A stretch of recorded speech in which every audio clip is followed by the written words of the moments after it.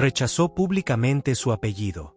El sobrino más famoso de Fernando Soler escupió en el legado que él había protegido durante 60 años. Pero esa traición fue solo la última herida de un hombre que interpretó al padre perfecto en pantalla mientras cargaba un dolor devastador. Nunca pudo tener hijos. Hoy descubrirás por qué el patriarca de la dinastía Soler, el actor más respetado del cine mexicano, murió rodeado de premios pero sin un hijo que llevara su nombre, y como su perfeccionismo destruyó relaciones que jamás pudo reparar. Fernando Luján, el sobrino que llevaba su sangre, declaró en entrevistas que sentía distancia con sus tíos, especialmente con Fernando y Andrés. Explicó que le dolía que no hubieran considerado a su padre para proyectos familiares. Esa herida acumulada lo llevó a rechazar el apellido Soler frente a todo México. Para Fernando, que había sacrificado su vida personal por mantener en alto ese nombre, fue un golpe demoledor. Ver que el descendiente más talentoso de la familia decidía alejarse del legado que él protegió durante 6 décadas fue algo que, aunque nunca comentó públicamente, lo destrozó por dentro. Pero para entender cómo llegamos a esta traición, necesitamos regresar al origen. Al momento en que un niño de ojos tristes aprendió que los aplausos del público nunca llenan el vacío de una casa sin hijos. Su nombre real era Fernando Díaz Pavía. Nació el 24 de mayo de 1896 en Saltillo, Coahuila, hijo de Domingo Díaz García e Irene Pavía Soler, actores españoles que llegaron a México con una compañía teatral. Desde su primer año de vida, los escenarios fueron su hogar. Mientras otros niños jugaban en patios, Fernando aprendía a proyectar la voz, a cambiarse de vestuario en segundos y a memorizar textos largos entre giras. No tuvo educación formal. El teatro fue su escuela, y la exigencia su única maestra. Durante la Revolución Mexicana, la familia huyó a Estados Unidos. Allá sus padres crearon el cuarteto infantil Soler con sus hijos. Fernando, como el mayor, fue el primero en abrirse paso. Desde entonces, cargó con un peso invisible. Debía ser el ejemplo, el pilar, el que nunca podía fallar. A los 20 años debutó profesionalmente en Los Ángeles junto a la compañía de sus padres. Ese día comenzó una carrera que duraría 60 años. Pero también comenzó una vida marcada por una responsabilidad asfixiante: mantener el prestigio familiar a cualquier costo. Porque Fernando no sabía que ese compromiso lo llevaría a tomar decisiones que años después le costarían el cariño de su propia familia. En 1934 protagonizó Chucho el Roto, su verdadero debut en el cine mexicano. Su presencia era imponente. Su voz, firme. Su mirada transmitía autoridad sin necesidad de gritar. Rápidamente se convirtió en el rostro del padre de familia tradicional. Pero detrás de esa imagen había un perfeccionista obsesivo. Sabía exactamente cuánto debía durar un silencio, cuándo debía aparecer una lágrima, qué expresión sostener frente a la cámara. Y cuando algo no salía como él esperaba, intervenía sin piedad. Corregía a actores, camarógrafos, directores. No importaba quién fuera. Si algo podía hacerse mejor, él lo señalaba. Esa entrega total generó respeto, pero también miedo. Algunos lo admiraban, otros lo evitaban. En 1941 protagonizó Cuando los hijos se van, donde interpretó al padre que lucha por mantener el orden familiar. Ese personaje se volvió su sello. Ese mismo año comenzó a dirigir sus propias películas. No solo actuaba, también escribía, producía y controlaba cada detalle. Para 1948 llegó su papel más icónico en Una familia de tantas de Alejandro Galindo. Interpretó a Rodrigo Cataño, un padre de clase media, estricto e inflexible, que debe enfrentar una nueva generación.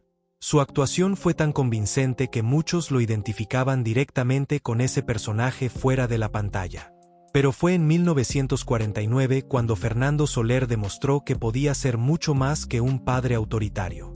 Lo que hizo en La Oveja Negra sorprendió incluso a sus críticos más duros.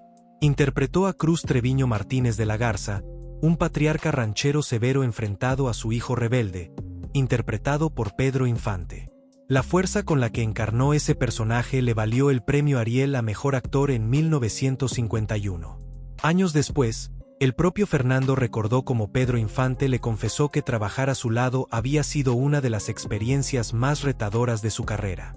Fernando, con humildad, le respondió que él también había aprendido observándolo. Pero mientras su carrera brillaba, su vida personal comenzaba a desmoronarse en silencio. Porque nadie sabía que Fernando cargaba con un secreto que lo atormentaba cada noche. En 1946 se casó con la actriz Sagrario Gómez Seco, conocida como Sagra del Río. Ella era más joven, pero compartía su pasión por el arte. Formaban una pareja discreta, unida, basada en el respeto mutuo. Sagra se convirtió en su refugio. Lo acompañaba a los rodajes, estaba pendiente de su bienestar, le daba apoyo cuando más lo necesitaba. Para Fernando, ese respaldo era invaluable. Pero había un dolor que los acompañó siempre, la ausencia de hijos. A pesar de su deseo profundo de formar una familia, Fernando y Sagra nunca pudieron tener descendencia. Nunca hablaron públicamente del motivo. Nunca se conocieron detalles sobre tratamientos o alternativas. Lo que sí se sabe es que este fue un dolor que ambos llevaron en silencio. Para Fernando, que durante años interpretó a padres en el cine, esta ausencia dejó una herida profunda. Tal vez por eso sus papeles como figura paterna resultaban tan conmovedores. Había en ellos una sensibilidad especial, un anhelo que se asomaba en su mirada. En películas como Cuando los hijos se van o El dolor de los hijos parecía volcar no solo su talento, sino algo muy personal. Como si cada escena fuera una forma de vivir lo que la vida le había negado. Con el tiempo, ese vacío fue ocupado en parte por sus sobrinos. En particular, los hijos de su hermana Mercedes. Para muchos de ellos, Fernando no era solo un tío, sino una figura paterna. Él se entregó con cariño a esos vínculos. Fue cercano, atento, generoso. Pero uno de esos sobrinos, el más talentoso de todos, terminaría clavándole una daga en el corazón. Y lo haría frente a todo México. Fernando Luján, hijo de Mercedes Soler y Alejandro Ciangherotti, decidió desde joven no usar el apellido Soler. En entrevistas confesó que sentía distancia con sus tíos, especialmente con Fernando y Andrés. Explicó que le dolía que no hubieran considerado a su padre para algunos proyectos. Esa herida acumulada lo llevó a rechazar públicamente el apellido de la familia artística a la que pertenecía por sangre. Para Fernando, que había dedicado su vida a mantener en alto ese nombre, fue devastador. Ver que uno de los descendientes más talentosos decidía alejarse del legado que él había protegido durante décadas fue un golpe del que nunca se recuperó. Aunque nunca comentó públicamente ese rechazo, quienes lo conocían de cerca notaron un cambio. Se volvió más reservado, más callado. La alegría de ver crecer a sus sobrinos se mezcló con la amargura de saber que el apellido que tanto cuidó no sería honrado por todos. Con el tiempo, Fernando Luján reconocería que había actuado movido por el enojo y que incluso se arrepentía de no haberse acercado más a sus tíos. Pero el distanciamiento ya estaba hecho. Y para Fernando Soler, ese capítulo fue uno de los más tristes dentro de su historia familiar. Porque había entregado todo por esa dinastía. Y uno de sus propios sobrinos le había dicho al mundo que ese apellido no valía la pena llevarse. Pero el dolor no terminó ahí. Porque mientras Fernando intentaba mantener la dignidad familiar, sus hermanos comenzaban a caer uno por uno. Andrés Soler, uno de los actores más queridos del cine mexicano, nunca se casó ni tuvo hijos. Decía que el matrimonio no era compatible con la vida que había elegido. Falleció en 1969, a los 70 años, víctima de un derrame cerebral. Domingo Soler sufrió una pérdida profunda con la muerte de su única hija, Nelly. Ese golpe marcó su vida. Murió en 1961, a los 60 años, debido a una insuficiencia cardíaca.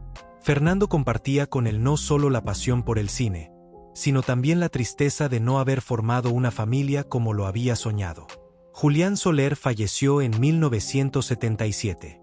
Mercedes, la única hermana que tuvo una participación destacada en el cine, se retiró pronto para dedicarse a su familia. Falleció en 1971. Para Fernando, ver partir a sus hermanos fue un proceso doloroso. Cada pérdida lo afectaba profundamente, pero lo obligaba a mantenerse firme. Sentía que debía conservar intacto el prestigio de la familia, que no podía permitirse flaquear. Pero el peso de ser el pilar de una dinastía tan visible, tan exigente, lo estaba consumiendo. Su cuerpo comenzaba a cobrarle factura por tantos años de entrega total. Durante la década de los 50, Fernando comenzó a mostrar signos de agotamiento físico. Había entregado toda su vida al cine y su cuerpo comenzaba a pasarle factura. Sufría periodos de cansancio profundo, pero no se retiró. Seguía leyendo guiones, escribiendo ideas, interesándose en cada producción. En la década de los 70 sufrió un infarto que lo obligó a disminuir su ritmo. Aunque se recuperó, sus movimientos eran más lentos. Su mirada reflejaba una mezcla de experiencia y melancolía. Pero en 1977, Fernando Soler hizo algo que nadie esperaba. Aceptó un papel completamente diferente a todo lo que había hecho. Y muchos lo consideran su verdadera despedida. En El lugar sin límites interpretó a un personaje alejado de los padres tradicionales que lo hicieron famoso. Fue una actuación cruda, arriesgada, diferente. Como si quisiera demostrar que seguía teniendo la misma fuerza actoral de siempre. Como si quisiera decir, no fui solo el padre perfecto. Fui mucho más que eso. En 1978 apareció en Pedro Páramo. Su rostro envejecido, cargado de historia, hablaba más que sus propias líneas. Fue una actuación breve, pero significativa. Quienes lo vieron supieron que estaba cerrando un ciclo. Era como si su presencia dijera adiós sin palabras. A lo largo de su carrera recibió múltiples reconocimientos. En 1951 el premio Ariel a Mejor Actor. La Perla del Cantábrico en el Festival de San Sebastián. Su figura quedó inmortalizada en el Salón de Actores Legendarios del Museo de Cera de la Ciudad de México. Pero más allá de los premios, su legado vive en sus películas. En la forma en que transformó personajes comunes en figuras inolvidables.